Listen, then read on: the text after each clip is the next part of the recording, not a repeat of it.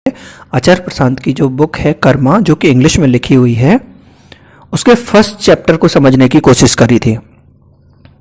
इस वीडियो में हम जो सेकंड चैप्टर है उसको समझने की कोशिश करेंगे, जिसका टाइटल है कब सोचना है और कब कार्य करना है।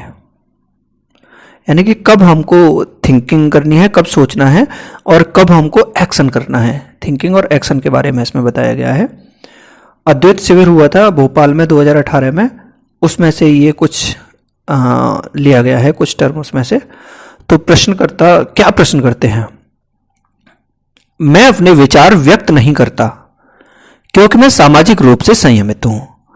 वो जो प्रश्नकर्ता है वो कह रहे हैं कि जो मेरे अंदर विचार चल रहे होते हैं उनको मैं व्यक्त नहीं कर पाता हूं, क्योंकि समाज से हम लोग घिरे हुए हैं और सामाजिक रूप से समाज हमें एक तरह से कंट्रोल करता है, उससे संयमित रहते हैं हम। मुझे जज किए जाने का डर है। उन्हें लगता है कि अगर मेरे विचार मैं अगर देता हूं तो कोई गलत बताता है या कोई सही बताता है तो उन्हें जज किए जाने का डर है।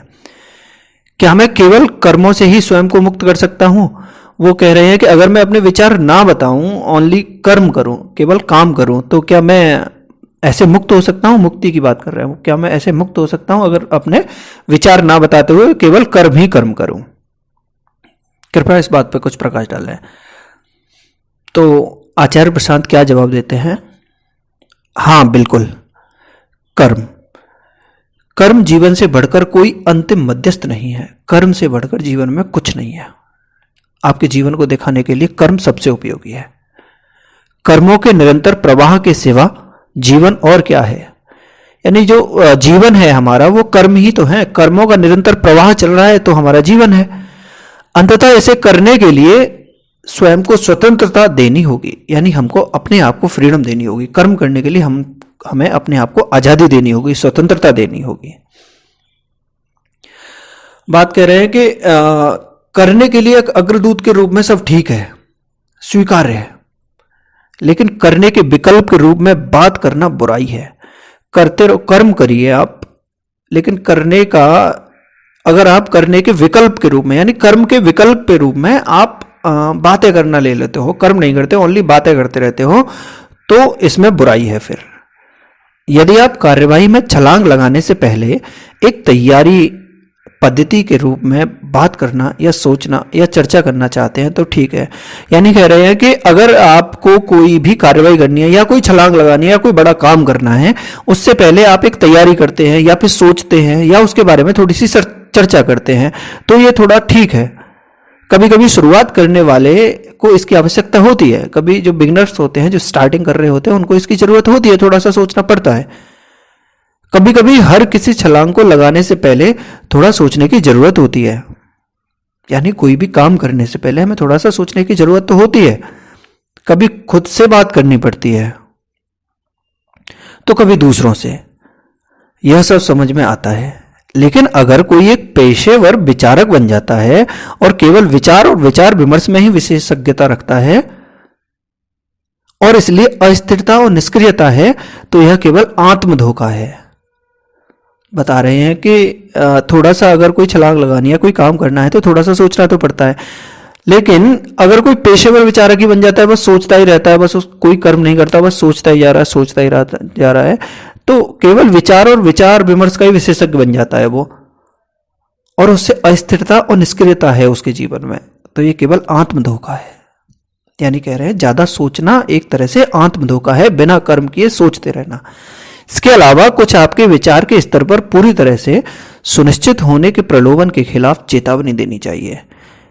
यानी विचार का जो स्तर है उसमें पूरी तरह से सुनिश्चित होने के खिलाफ आपको एक चेतावनी देनी चाहिए। विचार के स्तर पर कोई पूर्ण स्पष्टता संभव नहीं है। समझाना चाह रहे हैं कि विचार से आप कोई पूर्ण स्पष्टता नहीं ला सकते हैं। आप विचार करके पहले से ही काम के बारे में पूरी रूप से नहीं स्पष्ट हो सकते हैं। विचार आपको एक निश्चित स्तर की स्पष्टता ला सकता है। विचार से आप समझ सकते हैं कि आप उस कंक्लूजन तक पहुंच सकते हैं, लेकिन आप कर्म किए बिना आप उसको नहीं स्पष्ट हो सकते हैं कि आप कहां तक जा सकते हैं या क्या कर सकते हैं। यह एक सापेक्ष स्तर होगा। इसलिए यदि आप इस बात पर जोर देते हैं कि जब आप अपने विचारों के साथ पूरी तरह से स्पष्ट नहीं होंगे तब तक आप हिलेंगे नहीं, तो आप आपने यह सुनिश्चित कर लिया है कि आप वास्तव में कभी भी हिलने वाले नहीं हैं। बता रहे हैं कि आप इसी बात को सोचते रहते हैं कि जब तक मैं अपने विचारों से स्पष्ट नहीं हो जाता हूं, और तब तक सोचते ही रहते हैं, कर्म बिल्कुल नहीं करते हैं, तो आपने ये सुनिश्चित कर लिया है कि आप वास्तव में कभी भी वहां से हिलने वाले नहीं हैं, यानी कि आप कभी भी कर्म करने वाले नहीं हैं। तो आपके पास हमेशा थोड़ा और सोचने का एक कारण होगा, तो फिर थोड़ा सा और सोचोगे, क्योंकि इसके डिजाइन से सोचा कभी भी पूरी तरह से निश्चित नहीं हो सकता है, क्योंकि आपने जो इस तरह से सोचा था वो निश्चित नहीं हो पा रहा था, तो फिर और सोचते हैं। थोड़ा सा संदेह हमेशा शेष रहता है, और आप उस अंतिम कोटा का बहुत अच्छी तरह से फायदा उठा सकते हैं ताकि विचार को बढ़ाया जा सके। यही विश्वास महत्वपूर्ण है। दूसरी ओर क्या कह रहे हैं कि विश्वास महत्वपूर्ण है, विश्वास की जरूरत है ताकि तुम पूरी तरह निश्चिंत हुए बिना कार्य कर सको। विचार के स्तर पर विचार अभी भी अपनी आदतन आपत्तियां उठा रहा है, लेकिन आप विचार से कहते हैं, अब विचार के स्तर पर आप देख रहे हैं तो विचार अपनी आदत के हिसाब से आपत्तियां उठा रहा है, उस काम को करने में आपत्ति जता रहा है। लेकिन आप अब अगर विचार को आप कहते हैं कि आप स्पष्ट नहीं हो सकते हैं, मैं स्पष्ट हूं, आप अपने विचार को कहिए कि आप स्पष्ट नहीं हो सकते हो, लेकिन मैं स्पष्ट हूं, मैं इस काम को करूंगा। क्या आपने कभी सोचा है किसी अंतिम निष्कर्ष पर पहुंचे जो ऐसा प्रतीत होता है कि आज रात समाप्त हो गया है, कल सुबह चर्चा के लिए फिर से खुल जाएगा, क्योंकि एक फाइनल निष्कर्ष का अर्थ होगा विचार की मृत्यु हो जाना। यानी अगर आप विचार से फाइनल निष्कर्ष पे पहुंच जाओगे तो विचार की मृत्यु हो जाएगी, और विचार कभी चाहेगा कि मेरी मृत्यु हो जाए? तो मन कभी चाहेगा कि मैं कभी किसी निष्कर्ष पे पहुंचूं? मन कभी किसी निष्कर्ष पर क्यों पहुंचेगा? विचार हमेशा संदेह के बने रहने की थोड़ी गुंजाइश छोड़ देता है, और फिर उस संदेह के आधार पर उस अनिश्चितता अधिक सोच को उचित ठहराया जा सकता है। यानी जब हम सोचते रहते हैं तो हम किसी निष्कर्ष पे तो पहुंच नहीं पाते। अगर क्योंकि अगर हम निष्कर्ष पे पहुंच जाएंगे तो विचार मर जाएगा, और कोई भी अपनी मृत्यु तो नहीं चाहता है, तो मन इसलिए हमेशा निष्कर्ष पे पहुंचने ही नहीं देता है, और वो हमेशा संदेह की गुंजाइश छोड़ जाता है। और उससे क्या होता है, हम अनिश्चितता में जीते रहते हैं और अधिक सोच को उचित ठहरा देते हैं। इसलिए यदि आपको करना ही है तो सोचें, लेकिन कभी भी यह अपेक्षा ना करें कि विचार से कोई समाधान निकलेगा। अगर आपको विचार करना ही है तो सोचें, लेकिन यह अपेक्षा ना करें कि इससे कोई समाधान निकल पाएगा। समाधान तो हमारे कर्म करने से ही निकलेगा। विचार उपयोगी है, लेकिन जीवन, प्रेम और सत्य के मामलों में विचार की उपयोगिता सीमित है। सोच का अत्यधिक दोहन करने की कोशिश ना करें, अंत में आपका शोषण किया जाएगा। आप ज्यादा सोचें ना, क्योंकि अंत में आपका शोषण किया जाएगा।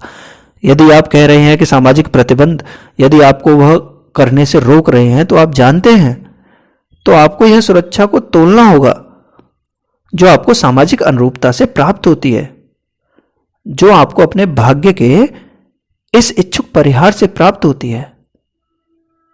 इससे बड़ा क्या है, सुरक्षा की आपकी मांग या सत्य के लिए आपका प्रेम।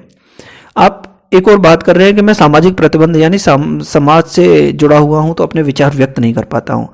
तो बता रहे हैं कि आपको तोलना होगा, सामाजिक अनुरूपता ज्यादा जरूरी है या आपका प्रेम या असत्य जरूरी है। आपको इस बात को सोचना होगा, इसको तोलना होगा, क्या चीज ज्यादा जरूरी है।